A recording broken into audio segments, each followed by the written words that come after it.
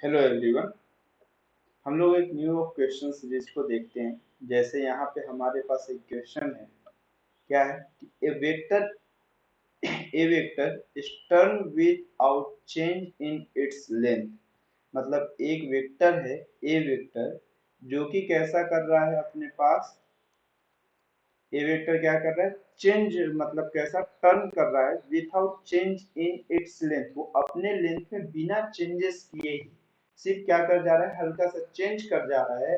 जो कि एंगल कितना है मेरे पास, डी थीटा है, ऐसा बोल रहा है। ठीक है, स्मॉल एंगल डी थीटा। वो बोल रहा है what are magnitude of a vector and changing of a vector. ठीक है, तो अगर मैं ये चीज कहूं कि मैं अगर किसी वेक्टर को कैसे, किसी वेक्टर और कंपोनेंट के एक पोजीशन से दूसरे पोजीशन पे चला जाऊं, किसी भी एक पोजीशन से अगर उसकी लेंथ को चेंजेस नहीं करता हूं तो उसके मैग्नीट्यूड में कोई भी चेंजेस नहीं होगा। क्योंकि मैग्नीट्यूड ऑफ वेक्टर जो मुझे गिवन करता है वो क्या गिवन करता है, उसकी टोटल ऑफ लेंथ को डिपेंड करता है। किसको रिप्रेजेंट करता है, टोटल लेंथ को रिप्रेजेंट करता है। ठीक, तो उसकी मैग्नीट्यूड ऑफ में कोई भी चेंजेस नहीं होगा। बट अगर बात करें कि चेंजिंग ऑफ ए वेक्टर में कितना होगा, ठीक है, तो एक्चुअल में ये चेंजेस या डेल ऑफ ए की बात जिसको कर रहे हैं हम लोग, ये डेल ए एक्चुअल में होता क्या है, आप ये चीज देखो।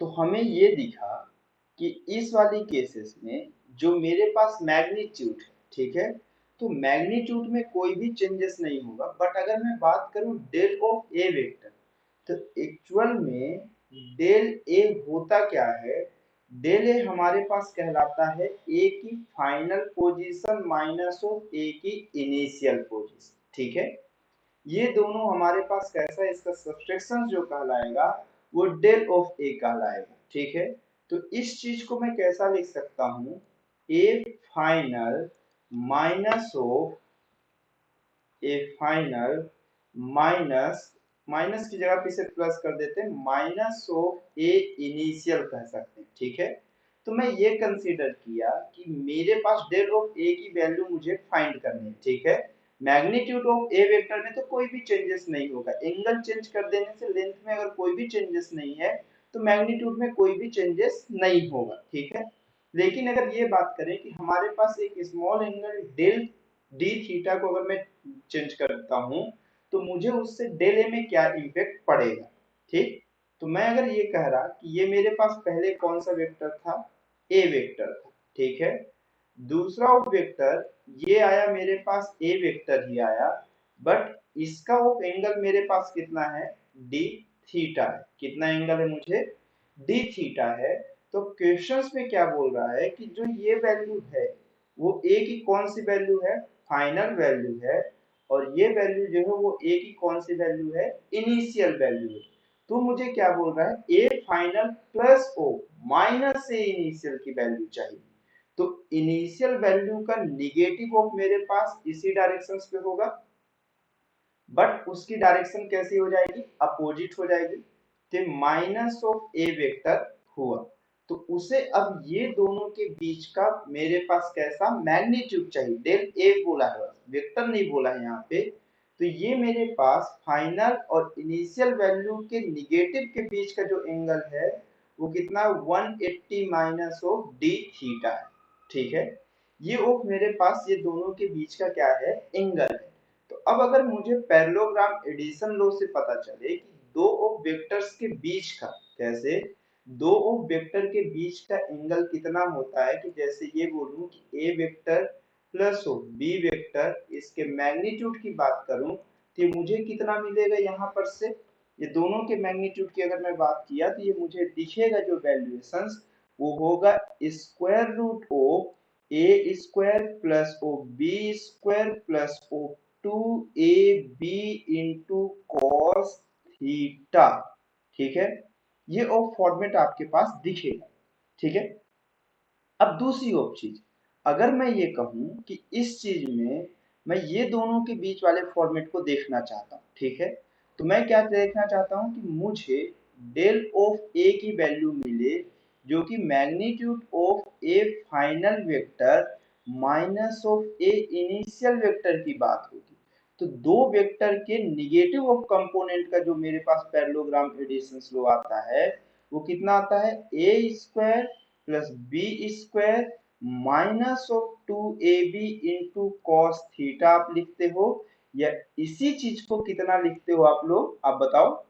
इसको आप लोग ये भी लिख सकते हो A square plus B square plus 2ab into cos 180 minus cos 180 minus theta, ये भी लिख सकते हो।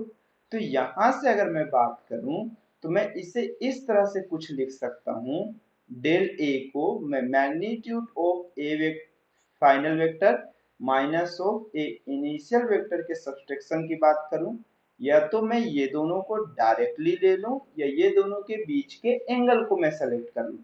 तो मैं यहाँ पे क्या किया, ए स्क्वायर मैग्नीट्यूड में कोई चेंजेस है ही नहीं, फाइनल और इनिशियल के मैग्नीट्यूड की वैल्यू कैसी है, सेम है। तो ए स्क्वायर प्लस ओ, फिर से इनिशियल का भी square minus of 2a b की जगह पे कितना हो जाएगा आपके पास, यहाँ पे b की प्लेस पे जो दिखेगा वो भी कितना दिखेगा आपको, ये भी b दिखेगा इंटू कॉस डी थीटा हुआ। दोनों के बीच का एंगल कितना है, थीटा है। अब ये निगेटिव ऑफ डायरेक्शंस की बात हो रही है इसलिए यहाँ पे हमारे पास कैसा है, माइनस है। तो यहां से आपके पास निकल के आया, ये निकल के आया 2a square minus O 2a, sorry यहाँ पर भी a ही होगा तो ये कौन सा होगा, a square into cos D theta, cos D theta. यहाँ पर भी आपके पास जो जाएगा वो कितना जाएगा, यहाँ पे आप बताओ, यहाँ पर भी a जाएगा, ठीक है। तो अब अगर यहाँ से देखो तो आपके पास 2a स्क्वायर कैसा हो जाएगा, कॉमन आ जाएगा। कैसा आ जाएगा, 2a स्क्वायर कॉमन अगर आप ले लो तो ये 2a स्क्वायर अगर आप कॉमन लिए तो 1 माइनस कॉस डी थीटा, ठीक है, ये हुआ। अब अगर मैं इस चीज को देखूं तो ये अभी बाहर आएगा कैसा, स्क्वायर रूट 2a, अब ब्रैकेट के अंदर ये मेरे पास बचेगा सिर्फ और सिर्फ कितना, 1 माइनस कॉस डी थीटा, ये बचेगा, ठीक है। तो ये मेरे पास कैसा है, डेल ए की वैल्यू है, ठीक है। या तो मैं इस फॉर्मेट का यूज करूं या तो मैं इसे थोड़ा और अपग्रेड कर सकता हूं। यहां से अगर देखूं तो मैं इसके अपग्रेडेशंस की बात करूं ये कितना होगा मुझे, देखिए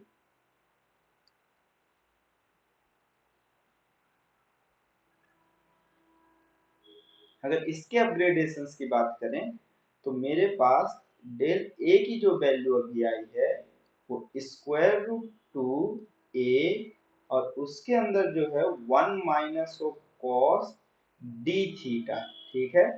अब अगर मैं यहां से इस कॉस डी थीटा को चाहूं तो इसको एक और फॉर्मेट में लिख सकता हूं। जैसे आपके पास एक फॉर्मूला होता है, अगर आपको याद हो कि किसका, कॉस 2 थीटा का, जिसकी वैल्यू क्या होती है, दो वैल्यू मिलती है। एक होगा मेरे पास 2 कॉस स्क्वायर थीटा माइनस 1, या एक और होता है मेरे पास 1 minus of 2 sine square theta. हम हमेशा उस फॉर्मूले को सेलेक्ट करेंगे जिसकी ऑफ वैल्यूएशंस में से 1 कैंसिल आउट हो जाए। तो मैं अगर यहाँ पर देखूं तो 1 minus of cos D theta, अगर मैं इसे सेलेक्ट करता हूं तो माइनस सिंबल जब अंदर आएगा तो ये कैसा हो जाएगा, प्लस हो जाएगा। तो मैं अगर इससे सेलेक्ट करता हूं तो माइनस सिंबल जब अंदर आएगा इसमें मल्टीप्लाई होगा तो माइनस होगा और ये कितना हो जाएगा, प्लस हो जाएगा। तो मैं इसे सेलेक्ट करता हूं स्क्वायर रूट 2a और इसके अंदर जो जाएगा 1 माइनस ऑफ, ये कितना हुआ, माइनस 1 माइनस साइन स्क्वायर, यहाँ पे डी थीटा है और यहाँ पे कितना है, 2 थीटा। तो 2 थीटा वाले से ये थीटा हो गया, मतलब जो भी एंगल ऑफ 2 थीटा रहेगा या फिर जो भी थीटा होगा उसका हाफ यहाँ पे मिलेगा। तो यहाँ डी थीटा है, तो डी थीटा का जो हाफ होगा वो डी थीटा बाई ऑफ कितना हो जाएगा, 2 हो जाएगा। बस स्क्वायर रूट 2a, ये जब बाहर आएगा इसे ब्रैकेट से आउटसाइड ले आइए, -1 plus 2 sine square D theta by of 2, ये माइनस और ये प्लस वाला कैंसिल, तो स्क्वायर रूट 2a, और ये हुआ मेरे पास 2 sine square D theta by of 2। अब जब ये स्क्वायर रूट से बाहर आएगा तो ये स्क्वायर रूट टू और ये कितना हुआ a, और इसे मैं कितना लिखूंगा, sine d theta by of 2। तो मेरे पास कितना हुआ, 2 into A sine d theta by of 2। ये वैल्यू एक्चुअल सिंप्लीफाई करने के बाद किसकी वैल्यू होगी, डेल ए की वैल्यू होगी। ठीक है, यहां तक हुआ। अब नेक्स्ट क्वेश्चन पे चलते हैं। ठीक है, इसके बाद वाले क्वेश्चन में क्या बोल रहा है, does the speedometer of a car measure speed और वेलोसिटी। ठीक, तो एक्चुअल में जो स्पीडोमीटर होता है कार का या बाइक का या किसी का भी जो स्पीड मेजरमेंट करता है, तो एक्चुअल में स्पीडोमीटर वेलोसिटी नहीं मेजरमेंट करता है। ठीक, वो क्या मेजरमेंट करता है, स्पीडोमीटर स्पीड मेजर करता है। स्पीड के लिए अपने पास कितना होता है, speed is equal to distance upon क्या होता है, डिस्टेंस अपॉन टाइम होता है। वो हमारे पास क्या मेजर करता है, स्पीडोमीटर डिस्टेंस मेजरमेंट करता है। ठीक है, अगर मान के चलिए आप गाड़ी लेके जा रहे हो ऐसे, ठीक है, अगर एजम्पशंस करो कि आप एक स्टेट ऑफ पाथ में गए और ऐसे मुड़ के वापस यहाँ पे आए, तो स्पीडोमीटर ये पूरी डिस्टेंस को कंसीडर करता है, ना कि इस डिस्टेंस को कंसीडर करता है।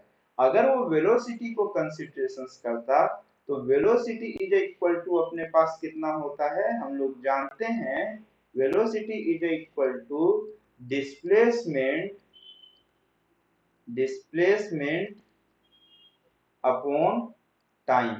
तो वेलोसिटी जो होता है वो हमारे पास डिस्प्लेसमेंट के लिए होता है, जबकि कार की स्पीडोमीटर जो है वो हमारे पास क्या चीज को नहीं मेजरमेंट करती है, डिस्प्लेसमेंट को नहीं मेजरमेंट करती। पता चला नहीं तो अगर हम लोग यहाँ से घर से निकले और कहीं से घूम के वापस अपने घर के लिए आ गए तो डिस्प्लेसमेंट जीरो, तो स्पीडोमीटर जो हमारे पास डिस्टेंस मेजरमेंट करेगा वो कितना हो गया, सॉरी जो डिस्प्लेसमेंट मेजर करने लगेगा तो वापस स्पीडोमीटर में यूनिट कितनी हो गई, जीरो हो गई, क्योंकि डिस्प्लेसमेंट जीरो हो गया। लेकिन नहीं, स्पीडोमीटर अगर आप एक बार घर से निकले और वापस घूम के घर के लिए भी याद हो, तब की केसेस में भी वो आपका कुछ ना कुछ डिस्टेंस बताएगा और वो डिस्टेंस पाथ के लेंथ के इक्वल होगी, तो हमारे पास क्या बताता है, स्पीड बताता है। ठीक है, वो हमारे पास क्या बताता है, स्पीड बताता है। ठीक है, उसके बाद नेक्स्ट क्वेश्चन में चलते हैं। क्या है, when particle move with constant velocity its average velocity and instantaneous velocity and speed are equal। ठीक, कमेंट ऑन दिस स्टेटमेंट, इस वाले स्टेटमेंट में हमें क्या देना है, फाइनल ऑफ सॉल्यूशंस को बताना है कि क्या होगा और कैसा होगा। जैसे क्वेश्चंस ऑफ क्या बोला है कि एक पार्टिकल है, कैसा है, पार्टिकल है जो मूव करता है कैसा, कांस्टेंट वेलोसिटी के साथ, किसके साथ, कांस्टेंट वेलोसिटी के साथ, its average velocity and its instantaneous velocity and speed are equal। वो ये बोल रहा है कि उसकी एवरेज वेलोसिटी, इंस्टेंटेनियस वेलोसिटी और कौन सी velocity, and speed, magnitude of v, ये तीनों कैसे हों, इक्वल हों। ठीक है, अगर एक पार्टिकल मूव कर रहा है कांस्टेंट वेलोसिटी के साथ। ठीक है, ठीक है, अगर मैं ये कहूं कि एक पार्टिकल कांस्टेंट वेलोसिटी के साथ घूम रहा है या मूव कर रहा है, तो ये चीज तो कंफर्म है कि उसकी इंस्टेंटेनियस वेलोसिटी हर टाइम पे सेम होगी और वही उसकी कौन सी वेलोसिटी होगी, एवरेज वेलोसिटी भी होगी। ठीक है, तो ये तो स्टेटमेंट सही है कि ये दोनों मेरे पास कैसा होगा, सेम होगा। अब बात आती है हमारे पास किसकी, उसके स्पीड की आएगी। ठीक है,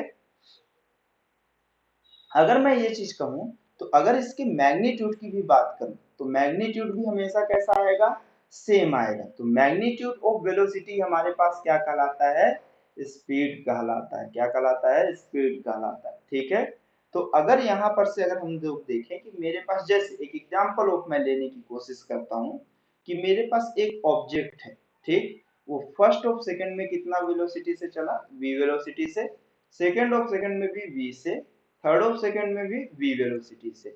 तो उसकी जो एवरेज वेलोसिटी आए तो मुझे कितना हुआ, 3v अपॉन ऑफ 3 हो गया।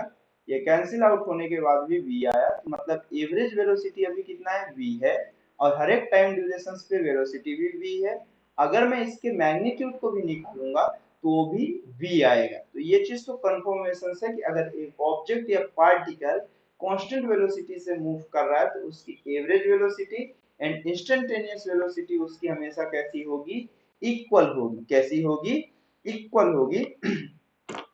ठीक, अगर इस वाले में और मैं अगर बात करूं उसके मैग्नीट्यूड की तो वो भी कैसा होगा, अपने पास सेम होगा। ठीक, अब उसके बाद क्वेश्चन के नेक्स्ट वाले फॉर्मेट में चलते हैं। नेक्स्ट क्वेश्चन में थर्ड के बाद एक और क्वेश्चन फोर्थ वाले में, in a given time interval, कैसा, in a given time interval is the total displacement of a particle, कैसा, एक गिवन टाइम इंटरवल में टोटल डिस्प्लेसमेंट जो पार्टिकल का हो to the product of the average velocity, जो मेरे पास टोटल डिस्प्लेसमेंट है वो प्रोडक्ट हो किसका, average velocity and time interval का। क्या बोल रहा है, टाइम इंटरवल का, मतलब टाइम चेंजेस हो रहा है तो डेल टी हो गया।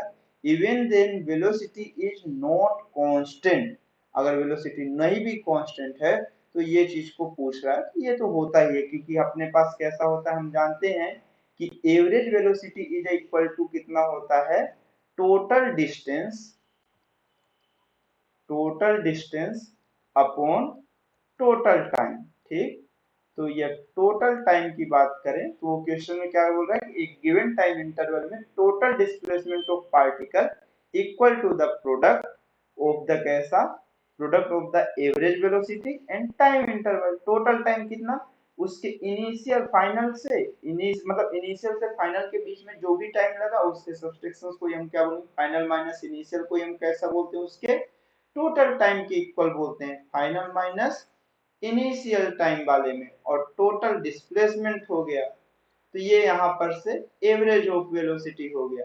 ठीक, तो यहाँ से अगर हम देखें तो हमारे पास यही आता है कि टोटल डिस्प्लेसमेंट जो है वो मेरे पास average velocity into time interval के मल्टीप्लिकेशंस के इक्वल होता है। ये स्टेटमेंट ऑफ सही है वाले में, ऐसा ठीक है।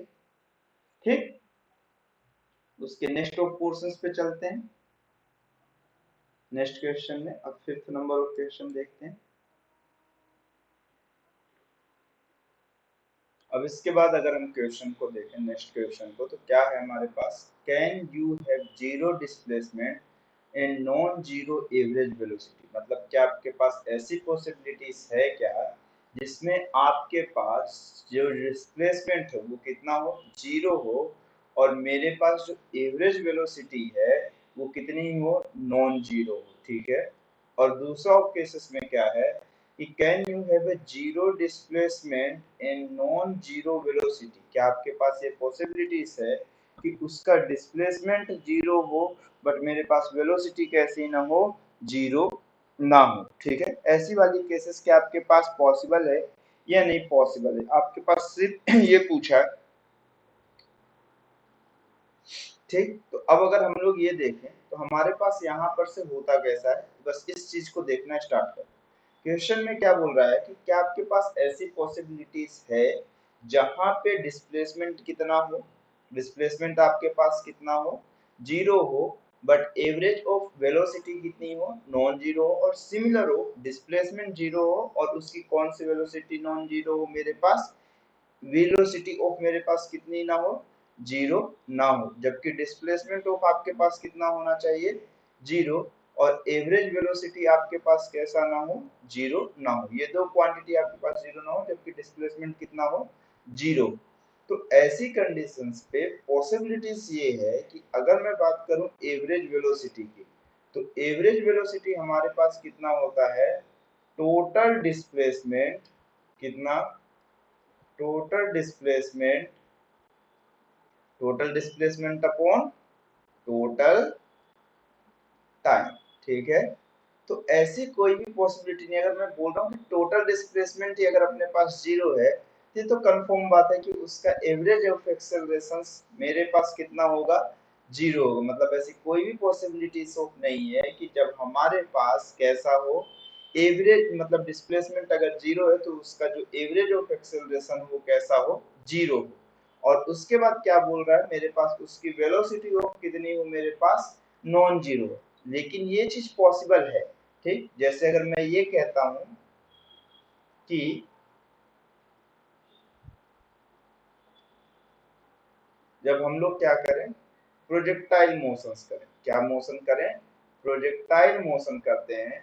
जैसे अगर ये मेरे पास y ऑफ एक्सिस हुआ और ये कौन सा एक्सिस हुआ, t एक्सिस हुआ। अगर मैं एक ऑब्जेक्ट को कैसा फेंकूं, ऊपर की डायरेक्शन से फेंकता हूं तो मेरे पास किसी एंगल के साथ, हॉरिजॉन्टल सरफेस के साथ, तो इस वाली केसेस में उसका वर्टिकल डायरेक्शन में डिस्प्लेसमेंट कितना हो गया, वर्टिकल डायरेक्शन में डिस्प्लेसमेंट जीरो हो गया।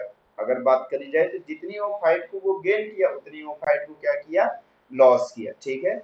इस वाली केसेस में जितना ऑफ स्पीड से वो ऊपर जा रहा है, उतनी स्पीड से वो नीचे आ रहा है। मतलब एवरेज वेलोसिटी जो है, ऊपर की डायरेक्शन में जब वेलोसिटी जाती है तो पॉजिटिव, और जब नीचे की डायरेक्शन में आ रही होगी तो कैसी होगी, निगेटिव होगी। तो एवरेज वेलोसिटी ऑफ कितना हो गया मेरे पास, जीरो हो गया। बट आप ये देखो कि जब आप फेंके थे इसको, जब इसके हॉरिजॉन्टल ऑफ डायरेक्शन और वर्टिकल दो वेलोसिटी के कंपोनेंट आए थे, तो वर्टिकल वेलोसिटी का जब कुछ कंपोनेंट रहा होगा तभी तो प्रोजेक्टाइल मोशन किया होगा। तो उस वाली केसेस में वर्टिकल डायरेक्शन में वेलोसिटी है वो की डायरेक्शन में भी है, और जब ये नीचे आ रहा है, जब डिस्प्लेसमेंट जीरो हो गया है, तब भी उसकी कौन सी है, वेलोसिटी है। और वर्टिकल वेलोसिटी की वैल्यू मेरे पास इस वाली भी केसेस में नॉन जीरो है, और इस वाली केसेस में भी नॉन जीरो, जबकि मेरे पास डिस्प्लेसमेंट कितना हो चुका है, जीरो हो चुका है, ठीक है। तो मेरे पास सेकेंड कंडीशन सेटिस्फैक्ट्री है, but first condition of not satisfactory वाली कंडीशन, ठीक है। अब अगर इसके बाद नेक्स्ट ऑफ क्वेश्चन की बात करते हैं, जो कि अपने पास कितना है,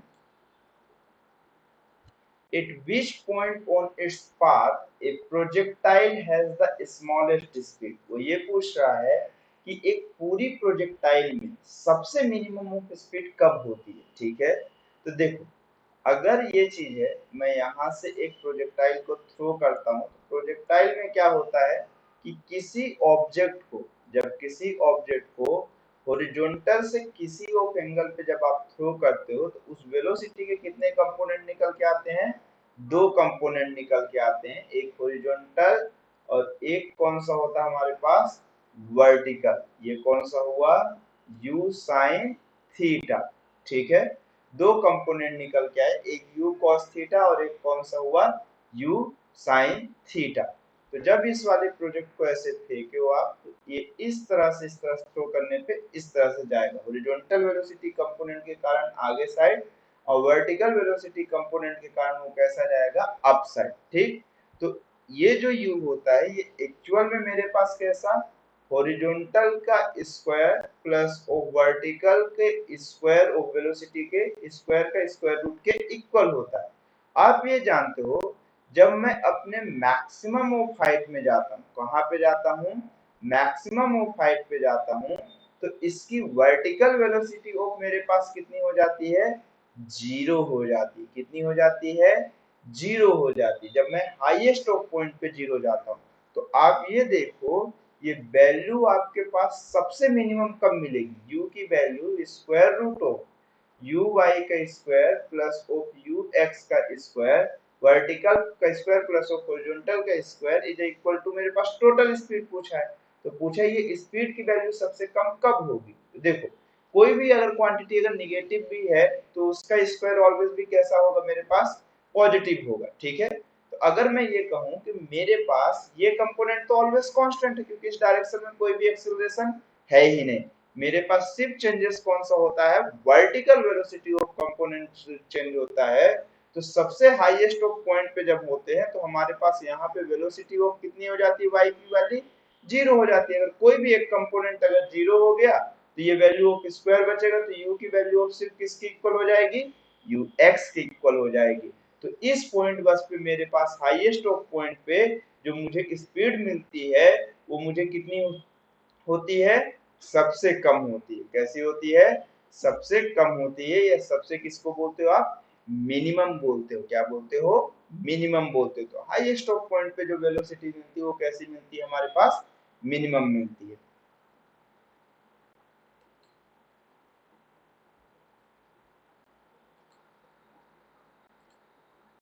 अगर इसके बाद हम लोग नेक्स्ट ऑफ क्वेश्चन के लिए चलें तो उस क्वेश्चन को देखते हैं कि वो क्या है। ठीक है, तो नेक्स्ट क्वेश्चन क्या है अपने पास, क्या है कि एक person standing on the edge of a cliff at some height above the ground below throw one ball straight up with initial speed u. मतलब एक क्लिफ ऑफ कुछ ऐसा है, ठीक है। एक आदमी अपना यहाँ पे बना लेते हैं, आदमी अपने को भाई खड़ा हो जाए आदमी, चलो भाई इसकी आंखें बना लेते हैं, हाँ ये खड़ा हो गया, ठीक। अब ये आदमी है और क्या कर रहा है, वाले में ball straight up with initial speed you. एक बॉल को वो अप की डायरेक्शन में फेंक रहा है, किस स्पीड से, यू स्पीड से फेंक रहा है, ठीक है।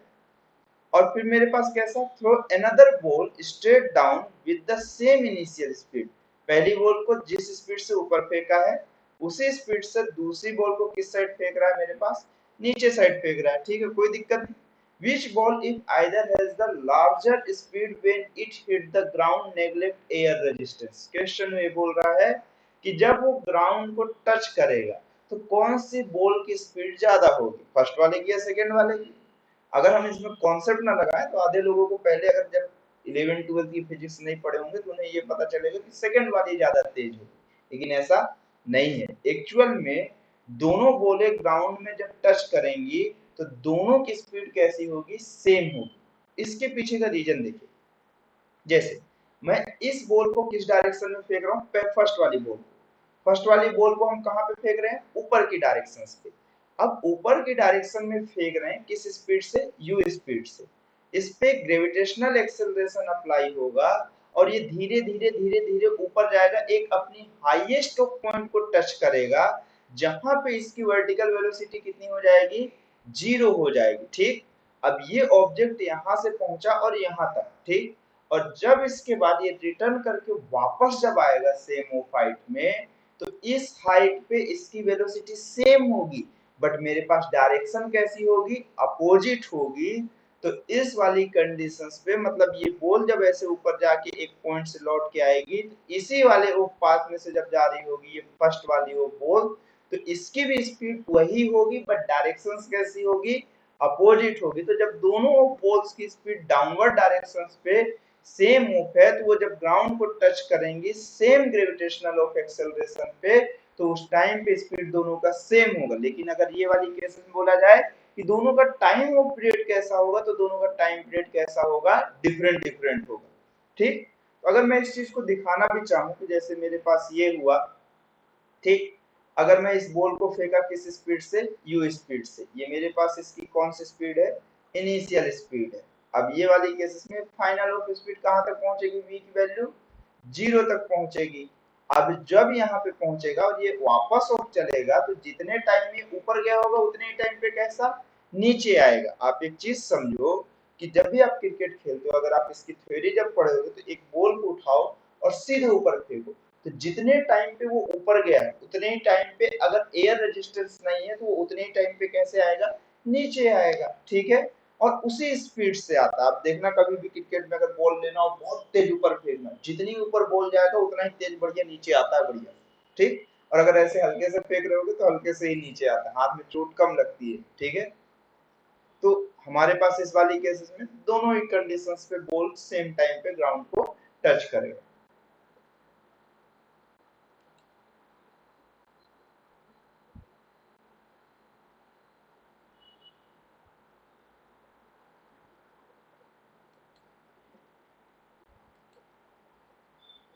अब इसके बाद नेक्स्ट ऑफ क्वेश्चन के लिए चलते हैं।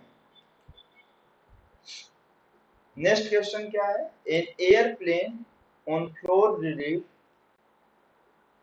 mission has to drop a sack of rice exactly in the center of the circle on the ground while flying at predetermined height and speed.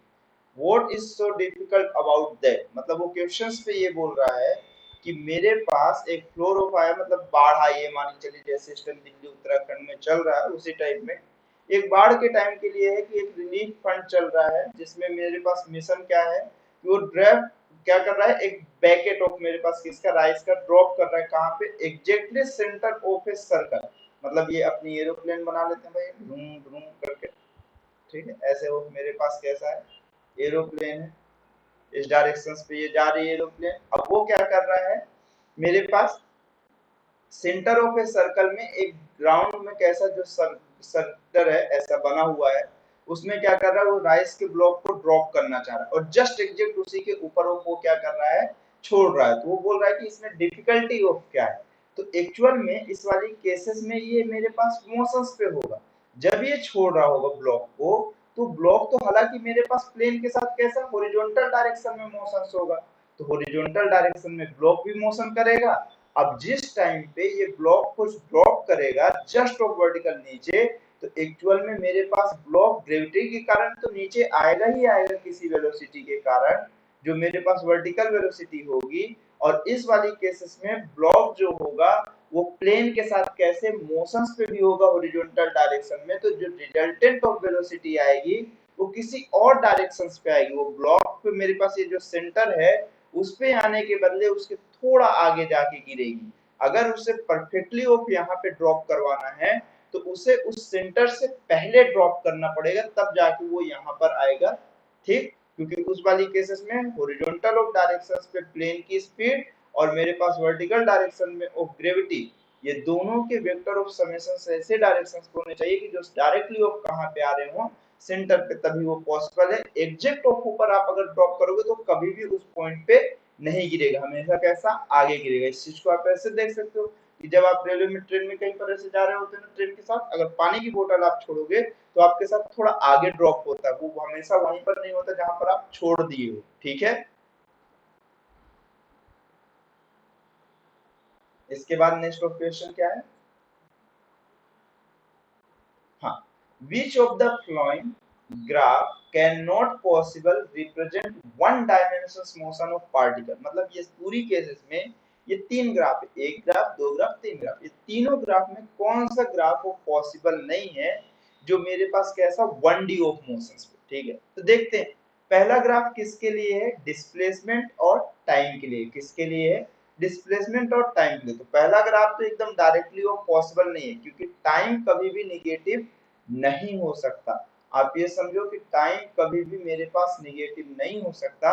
मतलब ये अगर मैं ये कह रहा हूँ कि यहाँ पर डिस्प्लेसमेंट तो चलो ठीक है धीरे धीरे कम हो रहा है, लेकिन आप देखो तो इस वाले पोर्शंस पे टाइम ऑफ मेरे पास कैसा वापस रिटर्न उसी डायरेक्शन पे जा रहा है। आप किसी भी डायरेक्शन पे एक एरो बना के देखो, हर एक वाली केसेस में कहीं ना कहीं पर टाइम एक बार डिक्रीज हो रहा होगा, तो ऐसा तो कभी पॉसिबल नहीं है। वो अलग बात है कि एवेंजर एंड गेम में अपने को ये देखने को मिला कि टाइम ऑफ ट्रेवल करके पीछे चले गए, लेकिन उस वाले भी केसेस में जब वो लोग गए थे और जब वापस उसी पॉइंट पे आए तो उस बीच में टाइम चेंज हुआ है, ठीक है। तो ऐसा कभी नहीं हो सकता कि टाइम स्टॉप हो या टाइम क्या हो, अब पीछे जाए या लैग करे, ठीक है। दूसरी चीज, अब ये ग्राफ है किसके और किसके बीच में, मैग्नीट्यूड ऑफ वेलोसिटी और टाइम के बीच में। तो आपको ये मालूम है मैग्नीट्यूड ऑफ वेलोसिटी कैसा होता है, मेरे पास स्पीड को रिप्रेजेंट करता है, और स्पीड एक कौन सी क्वांटिटी है, स्केलर क्वांटिटी है। और यहाँ पर देखें तो स्पीड मेरे पास पॉजिटिव है, ठीक है भाई, धीरे धीरे इंक्रीज हो रही है, हो सकती है स्पीड इंक्रीज। मेरे पास फिर क्या है, स्पीड धीरे धीरे डिक्रीज हो रही है, ये भी सही है। लेकिन अगले ही सर्कल में आप देखो स्पीड कैसी हो गई है, यहाँ पे निगेटिव हो गई है, और स्पीड कभी भी मेरे पास निगेटिव पॉसिबल ही नहीं। या किसी भी ऑफ वाली क्वांटिटी का मॉडुलस मेरे पास निगेटिव नहीं आ सकता। तो मुझे ये कंफर्म है कि अगर मॉडुलस निगेटिव नहीं हो सकता तो मेरे पास ये क्वांटिटी कभी भी निगेटिव जा ही नहीं सकती है, ठीक है। तो ये पॉसिबल नहीं है पहली चीज। तो अब ये सेकेंड वाला भी ग्राफ पॉसिबल नहीं है। अगर मैं तीसरे ग्राफ की बात करूं, कौन से ग्राफ की बात करूं, थर्ड ऑफ ग्राफ की बात करूं, तो थर्ड ऑफ ग्राफ में क्या हो रहा है मेरे पास, देखिए length of path with respect to time है। तो आपको ये पता है कि आप चाहे किसी भी डायरेक्शंस पे मोशन करो, पाथ की लेंथ ऑलवेज कैसी होती चली जाएगी, इंक्रीज होती चली जाएगी, चाहे आप मूव करके वापस उसी पॉइंट पे आ गए हो, लेंथ हमेशा कैसी होती है, इंक्रीज होती है, डिक्रीज कभी नहीं होती है। तो देखिए टाइम अगर चेंज हो रहा है और ऑब्जेक्ट अपनी पोजीशन को चेंजेस कर रहा है तो उसकी लेंथ ऑलवेज इंक्रीज होगी। यहाँ पर लेंथ एक टाइम ऑफ निगेटिव हो गया है, अगर ये इसकी बात करें तो इसका स्लोप कैसा है, निगेटिव है। इस वाले पोर्शन की मैं बात कर रहा हूँ, ये ब्लू वाली लाइन की, ये वाले की, इसका स्लोप निगेटिव है, स्लोप निगेटिव है मतलब लेंथ कैसा हो गया, निगेटिव हो गया। तो ऐसा कभी भी पॉसिबल नहीं है, इन द सेंस ऑफ ये तीनों ग्राफ पॉसिबल नहीं है 1D ऑफ मोशन के अंदर, ठीक है। अब अगर मैं नेक्स्ट क्वेश्चन की ओर चलूं तो यहाँ पर हमें क्या है कि ये तीन ग्राफ गिवन है, ये तीनों ग्राफों के हिसाब से हमें एक सुटेबल ऑफ कंडीशंस को बतानी है, ठीक है। तो जैसे अगर इस क्वेश्चन पे देखें तो ये मेरे पास कैसा है, डिस्प्लेसमेंट ऑफ टाइम ग्राफ है, ये भी डिस्प्लेसमेंट टाइम ग्राफ है और ये भी डिस्प्लेसमेंट टाइम ग्राफ है। चलिए तो पहली ऑफ कंडीशंस पे चलते हैं कि अगर हमारे पास कौन सा ग्राफ है, डिस्प्लेसमेंट टाइम ग्राफ है, तो जो उसका स्लोप होता है वो क्या गिवन करता है हमारे पास, वेलोसिटी गिवन करता है। कितना गिवन करता है, वेलोसिटी, ठीक है। अब अगर स्लोप कांस्टेंट है तो वेलोसिटी कैसी होगी, कांस्टेंट होगी। चलिए पहले क्वेश्चंस पे क्या है कि एक ऑब्जेक्ट को फेंका गया और धीरे धीरे धीरे धीरे धीरे धीरे धीरे ऐसे इसका स्लोप इंक्रीज होता है, मतलब स्लोप कांस्टेंट है बट मेरे पास इसकी वैल्यू ऑफ पोजीशंस की क्या होते जा रही है, चेंज होते जा रही है टाइम के साथ। और मेरे पास जो स्लोप है वो कैसा है, पॉजिटिव या निगेटिव है, पॉजिटिव है। तो मतलब वेलोसिटी कैसी हो रही है, मेरे पास एक डायरेक्शंस पे जा रही है और दूसरी वाली जो स्लोप है वो कैसी है, निगेटिव है। मतलब मेरे पास इस वाली केस में वेलोसिटी पहले वाले की डायरेक्शंस की कैसी है, अपोजिट है। और यहाँ पर देखो तो स्लोप कितना है मेरे पास, जीरो है। कितना हमारे पास स्लोप, जीरो है। मतलब ऑब्जेक्ट की वेलोसिटी कितनी हो गई होगी, यहाँ पर जीरो हो गई होगी। मतलब दो स्लोप हैं, दोनों की मेरे पास एक का सिंबल पॉजिटिव और एक का सिंबल निगेटिव, मतलब एक डायरेक्शन में वेलोसिटी इधर होगी तो दूसरे में उसके अपोजिट साइड होगी। ये तभी पॉसिबल है जब सरफेस किसी ऑफ मेरे पास या फिर कोई ऑब्जेक्ट जो है जब किसी सरफेस से क्या कर रहा होगा, कोलाइड कर रहा होगा। तो यहाँ पर वाले में एक बॉल गई इस सरफेस से कोलिजन के बाद वापस वो रिटर्न हुई और वो वाले केसेस के बाद वो वहां पर स्टॉप हो गई अपने फाइनल पोजीशन पे। और इस पे कैसा है कि स्लोप पॉजिटिव है, पहले धीरे हो इस डायरेक्शन पे कैसा, एक डायरेक्शन पे ऑब्जेक्ट गया, स्लोप कैसा है, पॉजिटिव है।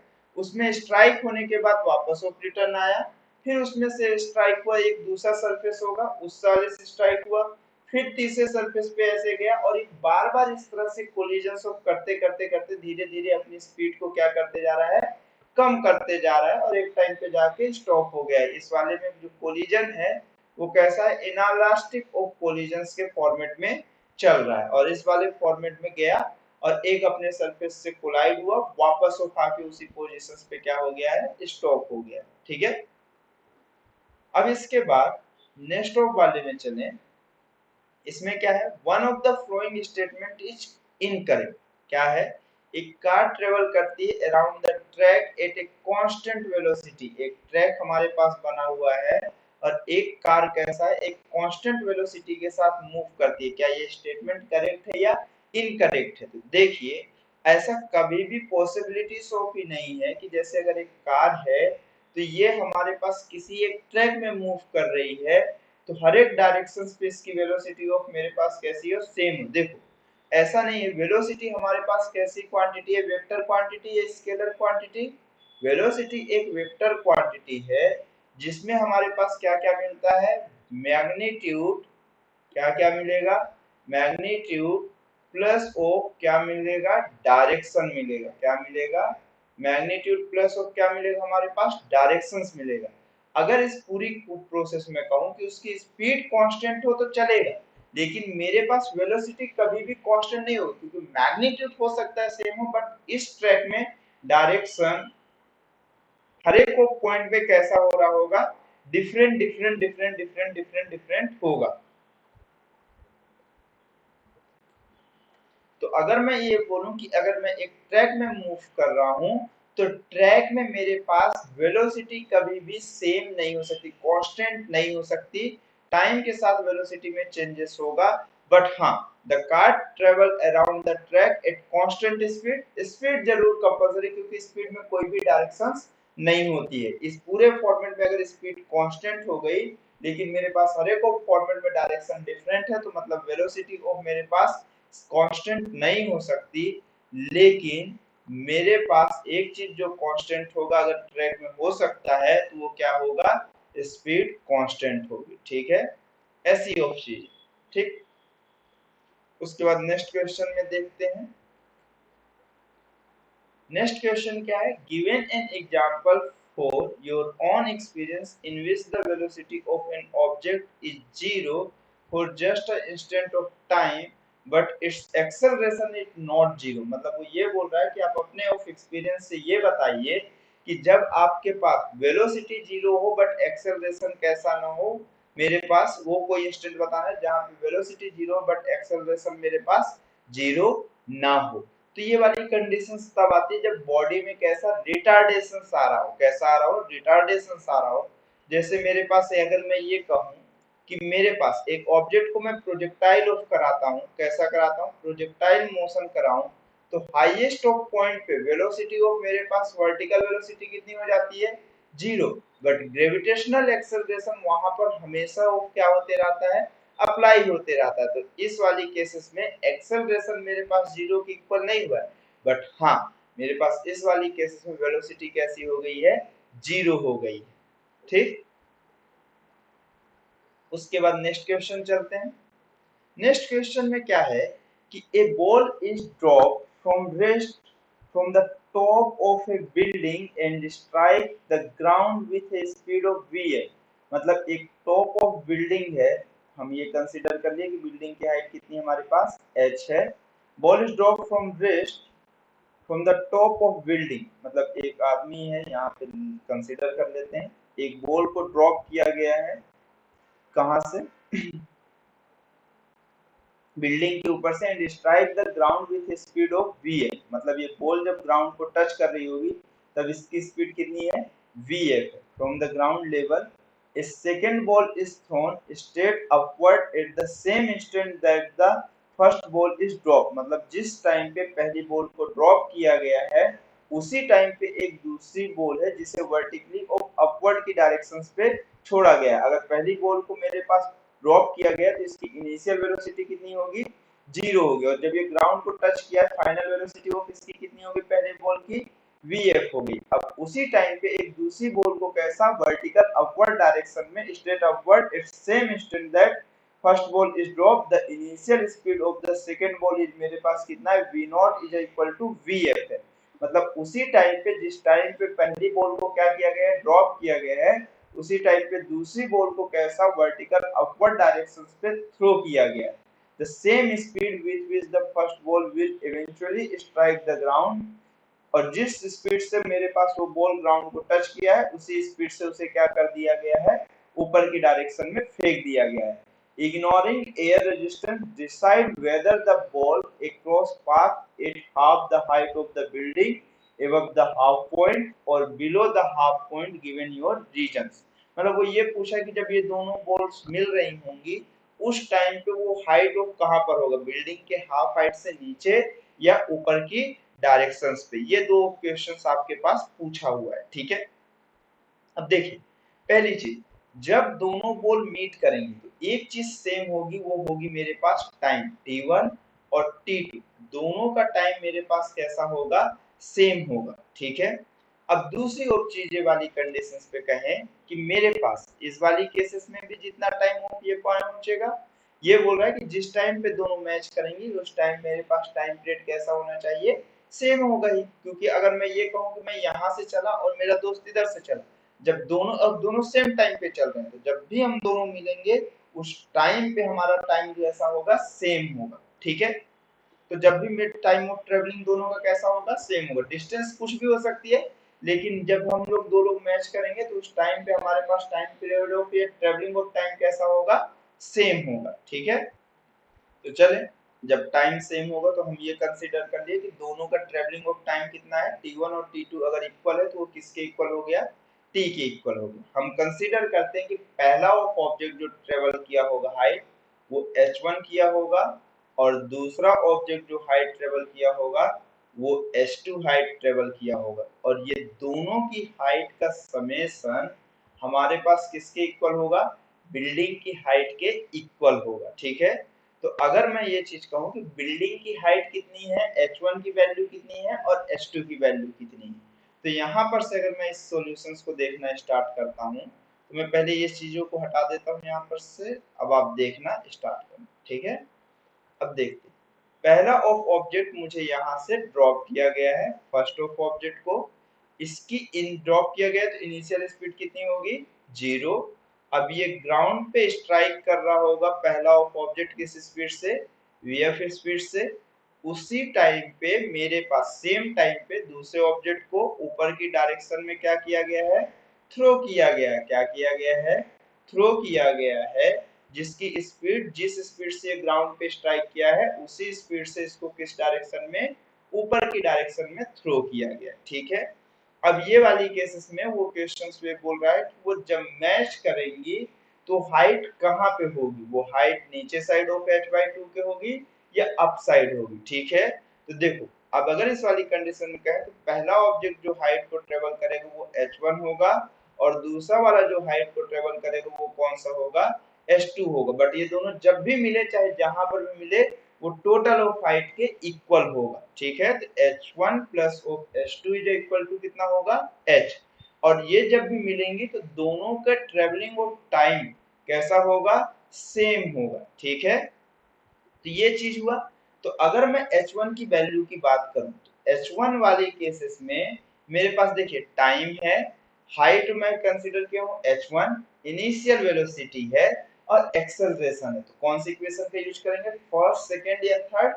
इस वाली केसेस में फाइनल वेलोसिटी का कोई भी डिस्कशन नहीं है, तो हम हमेशा कौन सी इक्वेशन का यूज करेंगे, सेकंड इक्वेशन का यूज करेंगे। तो यहाँ पर से मेरे पास सेकंड इक्वेशन क्या होता है, s is equal to ut, u की जगह पे कितना है, 0 into time of t minus of half, मेरे पास down side of higher gravitational acceleration है तो निगेटिव होगा। तो अगर नीचे की डायरेक्शन में माइनस ऑफ जी लिखोगे तो आपके पास ये माइनस ऑफ हाफ हुआ। उसके बाद ये कितना हो गया हमारे पास, g इंटू टी का स्क्वायर। और अगर ये बॉल नीचे साइड आ रही है तो बिल्डिंग की हाइट कम हो रही है, ज्यादा हो रही है, नीचे साइड को अगर हम कहें तो ये नीचे की डायरेक्शन को हम नेगेटिव लेते हैं तो ये मेरे पास माइनस हुआ। तो h1 की जो वैल्यू आएगी वो कितनी होगी, हाफ जी टी स्क्वायर हुआ। ठीक है, उसी तरह से अगर मैं h2 की बात करूं तो यहाँ पर इनिशियल वेलोसिटी अपने पास कितना है, vf है, और टाइम इसका भी t है। ठीक, प्लस ओ हाफ, अब ग्रेविटेशनल एक्सेलरेशन किस साइड है, नीचे की डायरेक्शन में, तो माइनस जी इंटू टी का स्क्वायर। इस वाली केसेस में बिल्डिंग की हाइट के ऊपर साइड अगर मैं ये देखूं तो ग्राउंड से मैं अपने रेफरेंस पॉइंट से ऊपर की डायरेक्शन में जा रहा हूं तो हाइट कैसा, पॉजिटिव, और वेलोसिटीज भी ऊपर की डायरेक्शन में तो पॉजिटिव, और बट ग्रेविटेशनल एक्सेलरेशन हमेशा कैसा होता है, डाउन साइड होता है तो वो निगेटिव होगा। तो h2 की जो वैल्यू आएगी वो हमारे पास यहाँ कितनी आई,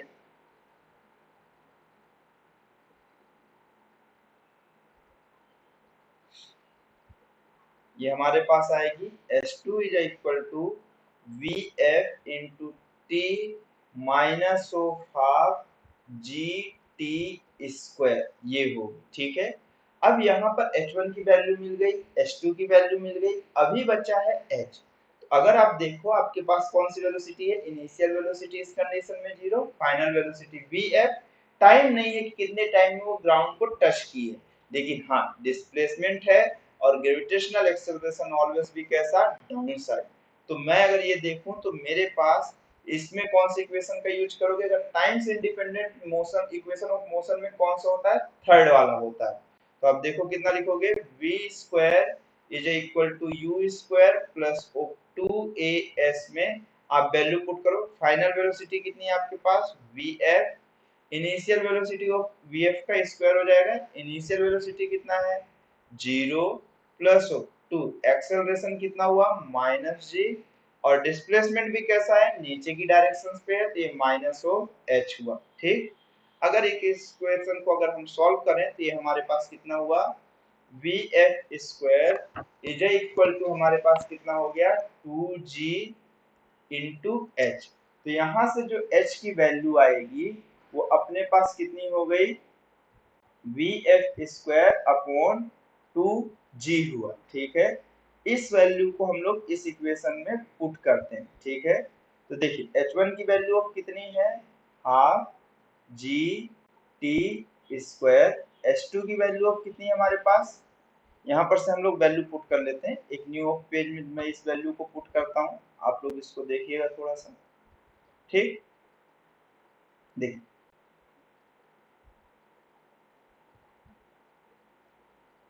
h1 की वैल्यू ऑफ मेरे पास, अब मैं इस इक्वेशन में पुट कर रहा हूँ, h1 plus of h2 is equal to capital H। h1 की वैल्यू यहाँ पर से आपके पास कितनी थी, देखिए अगर यहाँ पर से h1 की बात की जाए तो h1 की वैल्यू अपने पास कितनी थी पहले वाले में, हाफ जी टी स्क्वायर। और h2 की वैल्यू ऑफ आपके पास कितनी थी, we f into t minus of half g t square. और h की वैल्यू अब कितनी थी, वी स्क्वायर अपॉन 2g। ये वो फॉर्मेट था, यहाँ से आप टाइम कैलकुलेट कर सकते हो। अब देखो अगर सॉल्व करोगे तो हाफ जी टी स्क्वायर और minus half g t square cancel out हो जाएगा। ये भी आपके पास कौन सा था, वी एफ था। ठीक है, तो v f into t is equal to v f square upon 2g। एक वी एफ और एक वी एफ कैंसिल आउट हो जाएगा, तो टाइम की जो वैल्यू मिलेगी वो वी एफ अपॉन कितना हो जाएगा मुझे, 2g हो जाएगा। ठीक है, ये टाइम पीरियड तक ऑब्जेक्ट कैसा रहेगा, मोशंस पे ऑफ रहेगा। तो अगर मैं पहले वाले की हाइट को फाइंड करूं तो हाइट इज इक्वल टू मेरे पास पहले वाले ऑफ ऑब्जेक्ट की हाइट जो ऊपर से फेंका गया उसकी हाइट के लिए कितना है, हाफ जी टी स्क्वायर। तो वैल्यू पुट करिए, हाफ जी और टी की वैल्यू कौन सा है आपके पास, टी का स्क्वायर ये हुआ, और ये हो गया 2g का स्क्वायर। तो आपके पास ये वैल्यू कितनी हो गई, 1/2 2 का स्क्वायर कितना हो गया, 4 इंटू 2 कितना हो गया 8। और ये मेरे पास एक स्क्वायर से कैंसिल आउट हो जाएगा, एक बचेगा ये g, और ये वी एफ का कौन सा हो गया, स्क्वायर हो गया। ठीक है, और दूसरा जो होगा H2 वाला जो होगा वो कितना था अपने पास, वी एफ टी की वैल्यू पुट करते हैं यहाँ से, V F upon of 2g minus of कितना होगा, हाफ जी टी स्क्वायर की वैल्यू आपके पास कितना है, वी एफ अपॉन 2g का कैसा हो गया, स्क्वायर। तो देखिए यहाँ से आपके पास हो गया we f square upon 2g minus हो 1/2 का स्क्वायर हो गया, कितना हो गया, अब बताइए 1/8 हो गया, और एक जी कैंसिल आउट होगा, एक बचेगा, वी एफ स्क्वायर अपॉन कितना हो गया जी। अगर मैं इसके एलसीएम को लूं तो ये मेरे पास कितना हो गया 8g, तो ये अपने पास हो गया 4vf का स्क्वायर माइनस ऑफ कितना हो गया अपने पास vf स्क्वायर। ये अपने पास कौन सा हुआ 3vf का स्क्वायर अपॉन ऑफ 8g। ये H2 की वैल्यू आई है। तो आप ये देखिए कि H2 की वैल्यू ज्यादा और H1 की वैल्यू कैसी है, कम है। और ये दोनों की वैल्यू कहीं से भी इक्वल नहीं है कि बिल्डिंग के हाफ में मैच करे। अगर बिल्डिंग के हाफ में मैच करना है तो जितनी वैल्यू H1 का डिस्प्लेसमेंट हुआ होगा उतना ही H2 का होगा। अब अगर आप यहाँ देखो तो H2 की वैल्यू ज्यादा है और H1 की वैल्यू कैसी है, कम है। मतलब मेरे पास H2 ज्यादा डिस्प्लेसमेंट किया होगा। अगर मैं इस वाले फॉर्मेट से दिखाऊं तो मेरे पास जो ये वाला ऑब्जेक्ट होगा इसका डिस्प्लेसमेंट ज्यादा होगा, और मेरे पास जो फर्स्ट ऑब्जेक्ट होगा उसका डिस्प्लेसमेंट कैसा होगा, कम होगा। मतलब ये जो ऑब्जेक्ट मीट करेगा वो बिल्डिंग के कैसे साइड करेगा, अप साइड कर रहा होगा। कैसे साइड कर रहा होगा मैच, अप साइड कर रहा होगा। ठीक है, ये चीज आई समझ में आपको। ठीक, मैं ये बीच में से सेपरेट ऑफ करते जाता हूँ। ठीक है यहाँ तक।